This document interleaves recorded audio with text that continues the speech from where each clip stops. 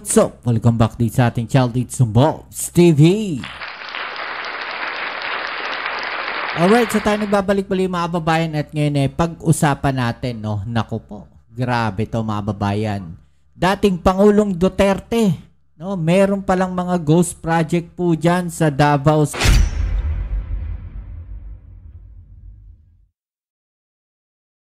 Okay, so yan ang ating alamin ngayon at pag-uusapan. Pero syempre bago ang lahat, please don't forget to subscribe, like, share at comment dyan sa comment section.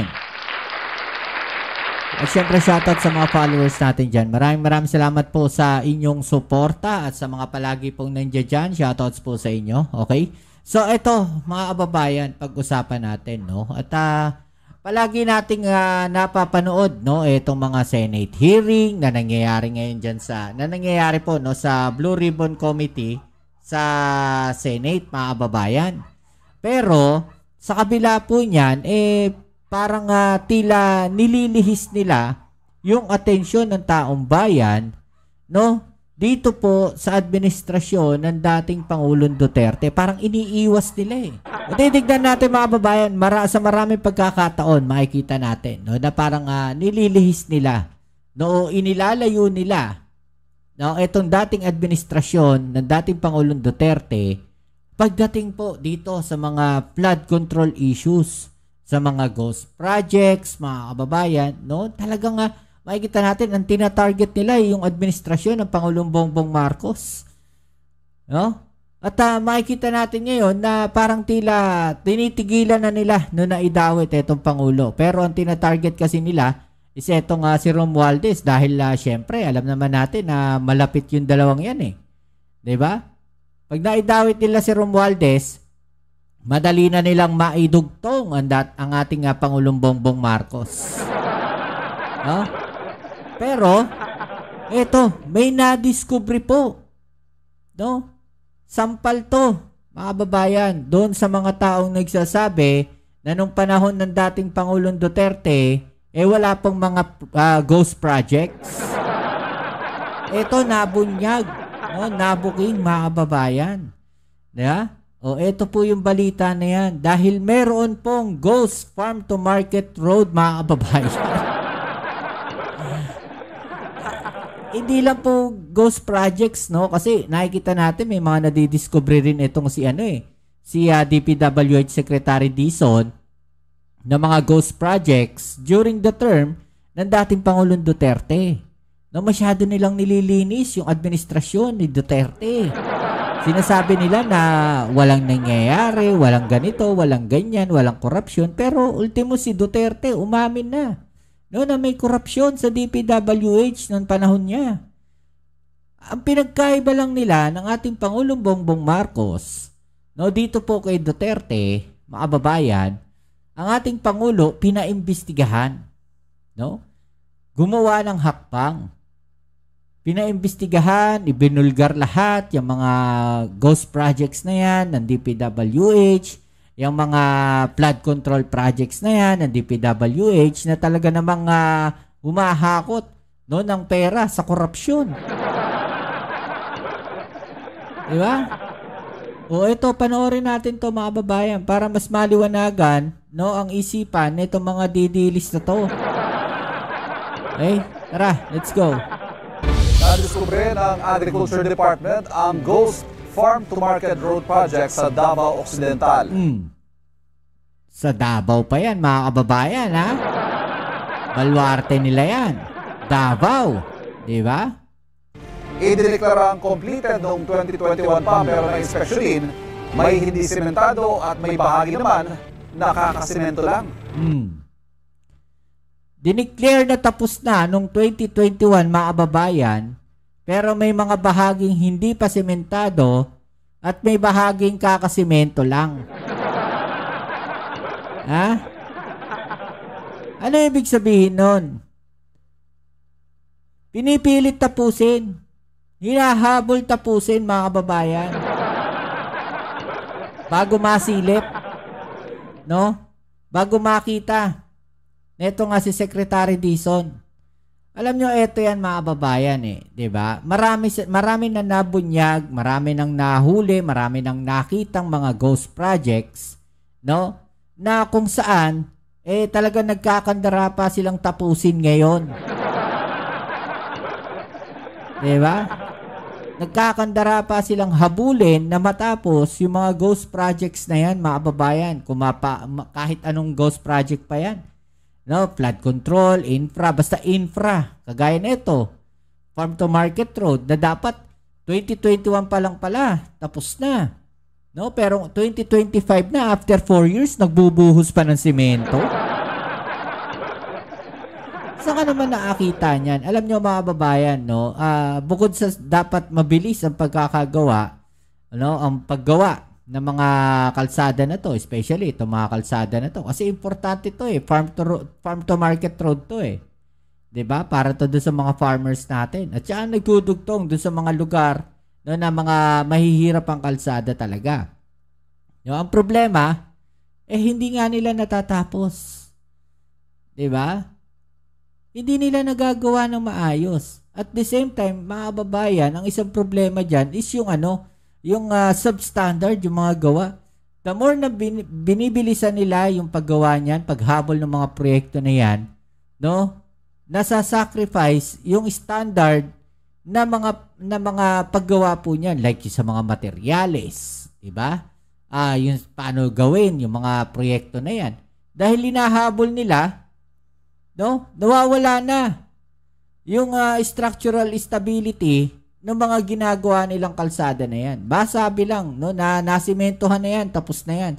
Kung sinasabi natin na dapat ang kalsada ay 6 inches to 8 inches, mga kababayan, ang nangyayari, yung mga kalsada na ginagawa, no, baka mga 4 inches na lang.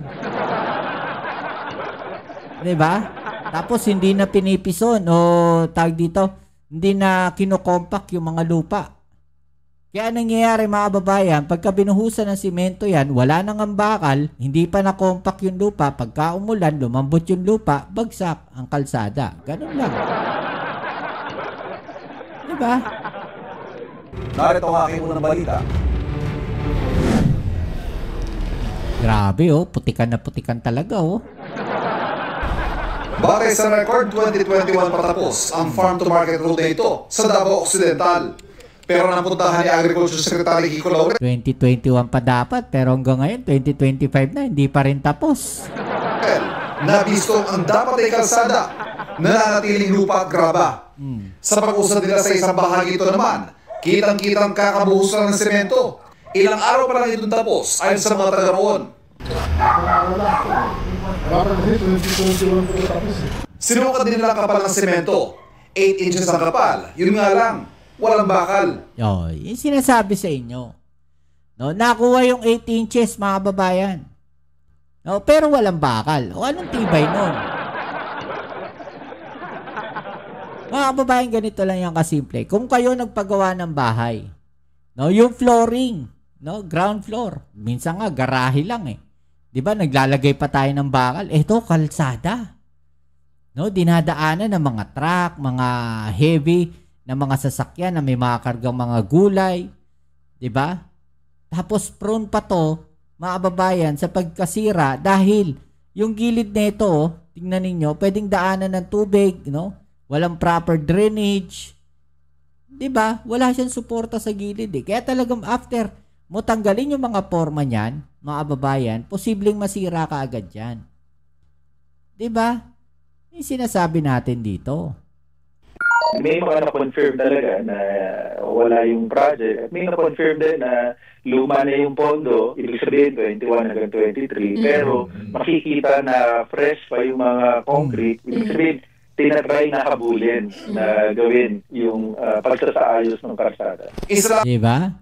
Hinahabol nila para hindi na masilip Para masabing tapos na talaga pag nag-inspection Tamang ito sa hindi bababa sa 7 natutuklasang Ghost Farm to Market Road matapos i-audit ang 4,000 kilometro ng mga kalsadang ipinagawa mula 2021 hanggang 2025. Mga kaling kung natapos sana ay baka magpapabilis sa dali ng mga produkto mula taniman patungo sa mga pamilihan. Makakatulong sa pagbababa ng presyo at makapagbibigay ng mas magandang kita sa mga magsasaka. Dahil sa nabisto, babaguhin na ang kasalukuyang sistema ng Department of Public Works and Highways o DPWH ang magpapatupad ng mga proyekto katuwang ang pribadong kontraktor. Sa halip, Agriculture Department ang makakasiwa ng construction ng mga farm-to-market road. Suportado ito ng DPWH. Nag-meeting kami ng isang araw para mag-coordinate kami ng efforts sa pag-iimbestiga at pagsisigurado din na hindi na ito mauulit. At ang mga mapapatunayan naman ng nasabuatan. Matatanggal sa trabaho, kakasuhan, makukulong, babawiin natin, pati yung mga aliyah nila.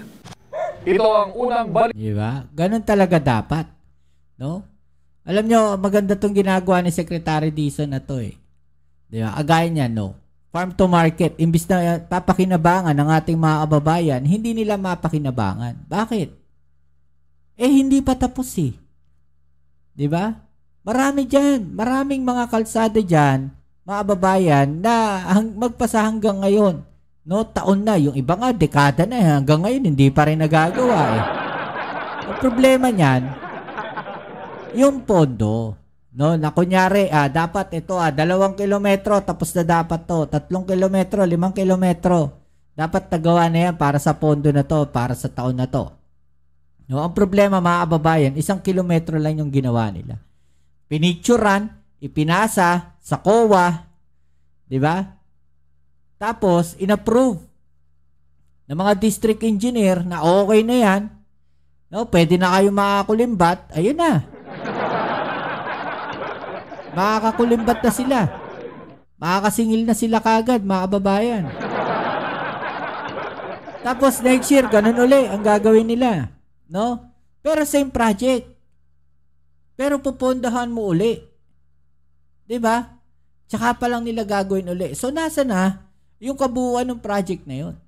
No? Asa na yung pondo para doon sa kabuuan ng project na yun? Alam mo, hindi, nakakapagtaka lang dito sa mga tao na to. May tanong ako sa kanila eh. Hindi ba sila nakukonsensya sa kanilang ginagawa? Diba? Hindi ba sila nagre-reklamo kapag dumadaan sila sa mga kalsadang lubak-lubak? Hindi ba sila nakukonsensya pagka dumadaan sila sa mga kalsadang sira-sira na nakikita nila? Hindi ba sila nakukonsensya pagka may mga kaibigan, no? Kamag-anak, na nagre-reklamo dahil sa mga sirang kalsada na to, na dapat napapakinabangan na ano kayang reaksyon nila pagka may mga kausap silang ganun? Diba? Ano nagiging nila, komento nila?